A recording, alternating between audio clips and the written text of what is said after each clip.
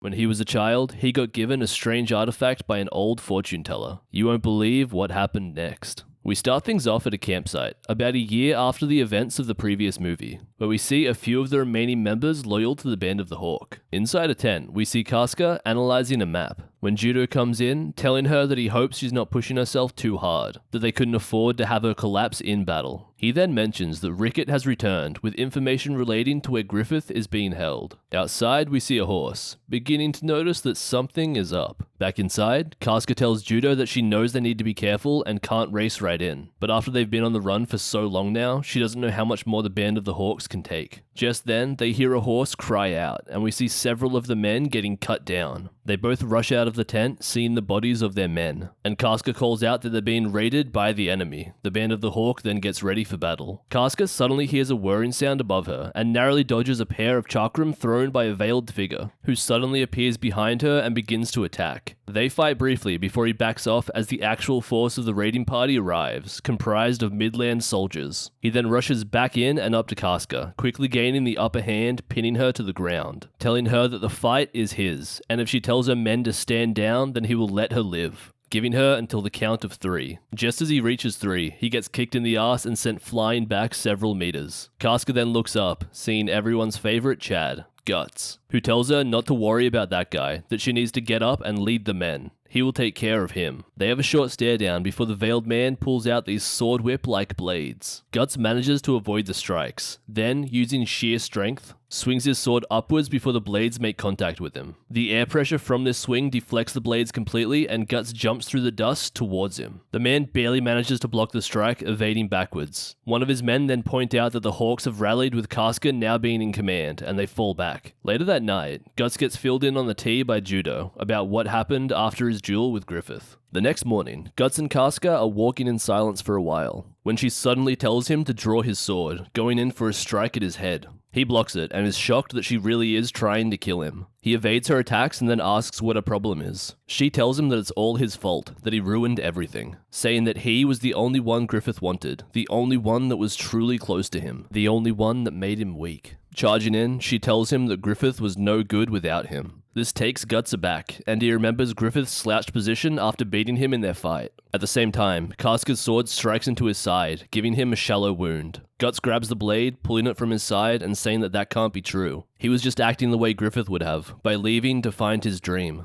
Casca then drops her sword and makes her way to the edge of the cliff, telling him that she lied when she said she wanted to be Griffith's sword, admitting that she loved Griffith and was jealous of Princess Charlotte despite knowing how likely it would be for her and Griffith to marry. She then tells him that none of that matters anymore though, and that she is just so tired now. She then asks Guts to take over command of the remaining Band of the Hawk, where she begins to throw herself off the edge into the falls below. Guts reacts quickly, grabbing her with his injured hand, managing to pull her up and throw her to safety. From now on, you're not allowed to ever go near the edge of a cliff again, you hear me? Casca then approaches him, tenderly calling him a fool, and saying how he is always getting hurt or injured because of her. They then have a bit of which quickly escalates as they both finally realize that they're just two broken people who found love in each other. And after they save Griffith, they will leave all of this and go on their own together. After the deed is done, Guts hears some strange noises in the forest around him as a mist starts to set in. Grabbing his sword, he goes to make sure there are no enemies around, when a skeletal figure mounted on an ethereal horse begins to ride up towards him, giving him a grim warning, explaining that a rain of blood, the likes of which is unimaginable, will soon fall down upon him.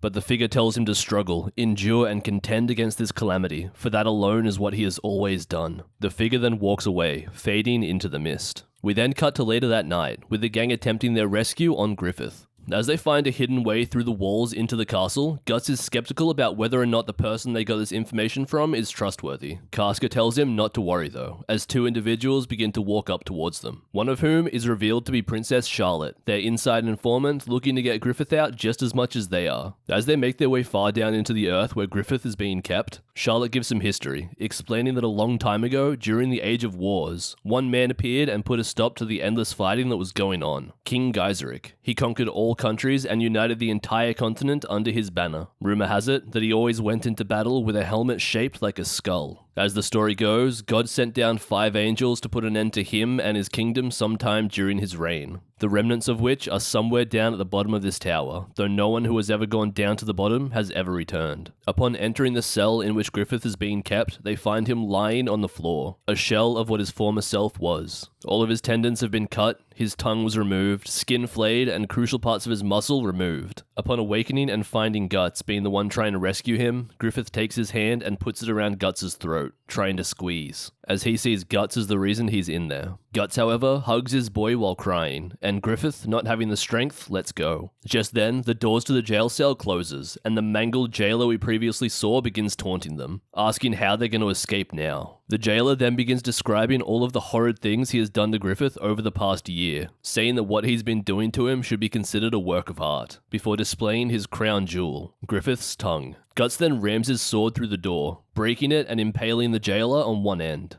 This is where you die, and you won't be getting into heaven double-tongued. He then holds him off the edge into the pit, letting his sword cut through him and fall into the abyss. We then see that a garrison has found out what they're trying to do, and when Casca suggests that they fall back into the cell, Guts instead wants to let out a bit of steam, when he runs up and easily cuts through all of the men like a hot knife through butter. Then, after they reach the surface, with the help of one of the villagers, they get some carts and begin riding away from the city, all the while being chased by the king's men, which get pretty easily destroyed by our boy Pippin and Guts as they reach the rest of the Band of the Hawk. After taking camp, Judo explains to Casca that because of the severe damage to his arms and legs, Griffith will never be able to stand, let alone hold a sword ever again. Casca then gathers all of the men and drops the harsh news to them, that there is no way they can go back to the way things were like they were hoping, with Griffith leading them. This completely demoralizes them, but they say they've still got Casca to lead them, who then says she needs to think some things over as she goes to check on Griffith's bandages. Judo and Guts then sit in a field, when he says that if Guts is planning on leaving again, this time he better take Casca with him. Inside the cart, while replacing Griffith's bandages, Casca begins to break down upon seeing him this way, when he was once so strong. Griffith then throws himself on Casca, trying to somehow feel and reclaim a sense of power he had so long ago. Sometime later, Guts finds Casca outside the cart when she starts crying to him, telling him that she can't go with him. She says she has to stay with Griffith and the Band of the Hawk, saying that he's so small and frail now she couldn't possibly leave him.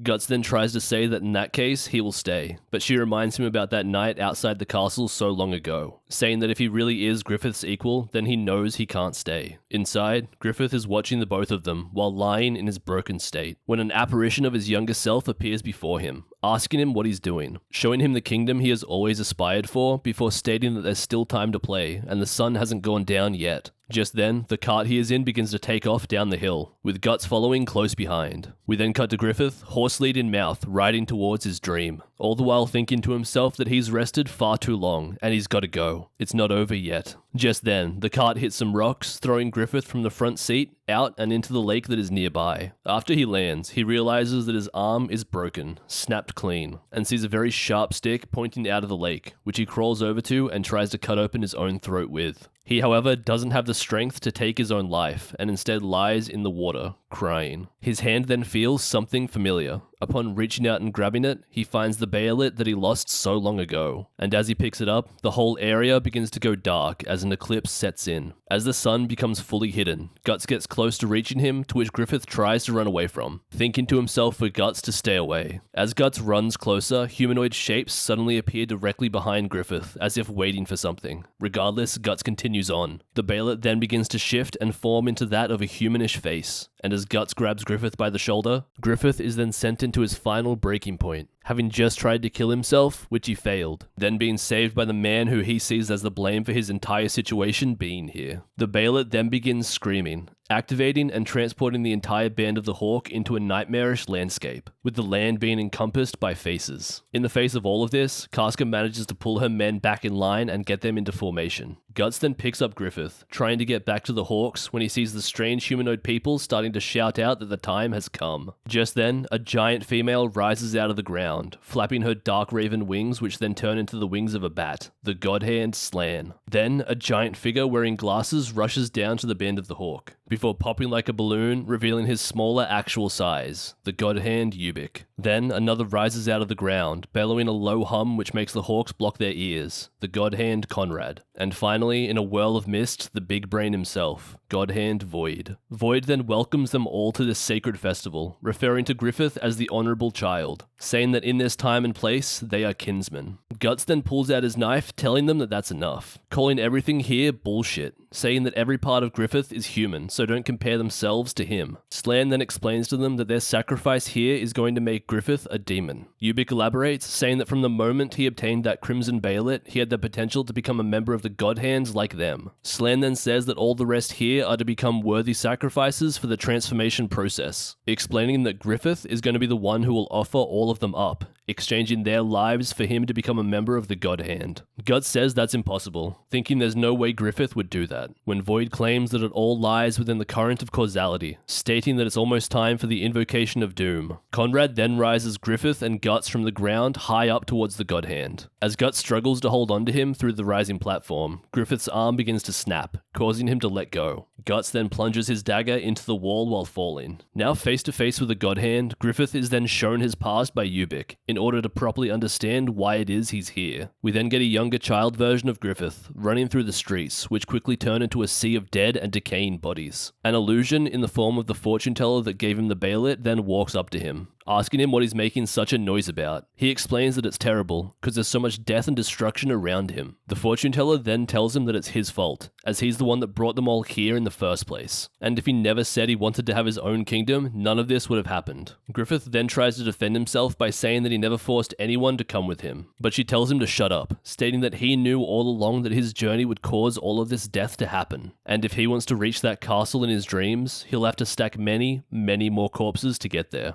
Griffith then thinks to himself that he knew all along, and if he apologizes now for the way he acted, it would make all of their deaths be in vain, and he will never be able to reach his dreams. The vision fades, and Void tells him that he's always longed for his castle in the heavens, piling up the corpses along the way. Slan then explains that as he reaches the end of his journey, his way back is now shut, but his band of the Hawks are the answer to the end of his blood-soaked journey. Void then explains that all that's left to do is pile up the corpses one last time, and chant the phrase, "I sacrifice." Guts then reaches Griffith, who smiles, turns to Guts, and thinks to himself that in the thousands of comrades and endless enemies, he was the only one who ever made him forget his dream. Griffith then chants the phrase, and Guts is unable to reach him as the hand thereon shuts around him. Void then announces that the promised time has come, firing out the invocation of doom, implanting all members of the Hawk with a brand. All of the humanoid figures that have been standing around until now then suddenly transform into eldritch demonic beings, before attacking and slaughtering the band of the Hawks, while Void states that they have now been marked with the brand of sacrifice, and that from now until their last moments of agonizing death, their lives will fuel the new rebirth of Griffith. The band of the Hawks all then proceed to give their lives trying to save Casca, with Judo managing to somewhat get away from the carnage in the center. Outside, we see Rickett, having just reached the rendezvous point he had with everyone, although now there is a giant tornado, where he sees the skeletal figure from earlier fighting with Zod the Immortal in his transformed state. Elsewhere, the horse Judo and Casca are riding suffers a fall, and Judo, while trying to protect Casca, suffers a fatal wound to the chest. As they try to get away, Judo reflects to himself how there were always so many things that he wanted to tell Casca, when numerous more demons then begin to approach her. Elsewhere, Guts is trying to cut up the hand holding Griffith when the demons begin to show up, and using just a f***ing knife he manages to hold them off, before breaking this guy's horn and killing him. He manages to fight through several more of them before getting knocked off the hand and beginning to fall far down into the sea of blood below, where he sees the remains belonging to all of his comrades, before getting circled in by all of the demons. Meanwhile, Void declares the birth of their newest member of the God Hand, the Wings of Darkness, Femto, who then glides down to Guts. A now stripped naked Casca is then brought to him, and Griffith begins to sexually assault her right in front of Guts' eyes. As he tries to run over and make him stop, his arm is bitten by a demon and he is held in place, forced to watch. Out of desperation, he then begins cutting into his arm before ripping it off. As Guts rushes over, stabbing at his face, his arm has been stopped mid-air by Griffith's new power as a member of the God Hand. But to the shock of everyone, Guts is still managing to push through out of sheer will, before Griffith suddenly throws him up into the air, where he is then again held down and forced to watch, as his eye is then stabbed out by one of the demons. Just then, a crack begins to form in the center of the eclipse, and Skull Knight rushes in, attacking Void, and it seems like both of them knew what each other was gonna do. He then starts carving through tens of demons with complete ease. Skull Knight then grabs Casca and Guts, taking them both out of the interstice of the eclipse and over to Ricket. Guts then awakens quite some time later, with bandages covering his body. Ricket then comes down to check on him, before asking what had happened in there, when Guts interrupts, desperately asking where Casca is. Erica then explains that she's right over there, and as he goes to approach her, she begins to freak out, not letting him touch her. Confused, he again tries and she runs away. Ricket then explains that she doesn't remember anything, and that she's been acting like this since they got here. Not being able to take the fact that Casca might be gone too, Guts then starts running and screaming through the forest while remembering all of his fallen companions. By the time he stops, night has fallen, and as it begins to rain, his brand of sacrifice suddenly starts to hurt and bleed, as demonic spirits begin appearing all around him. They then begin to take possession of his body, when Skull Knight appears, telling him to steel himself, which he does, expelling the possession.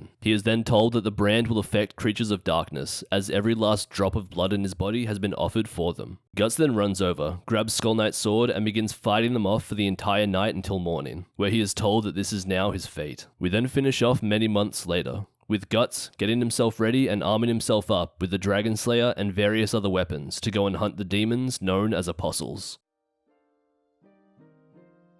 Hey, thanks for watching the video. If you enjoyed, please like and subscribe. It only takes a second and it really helps me out.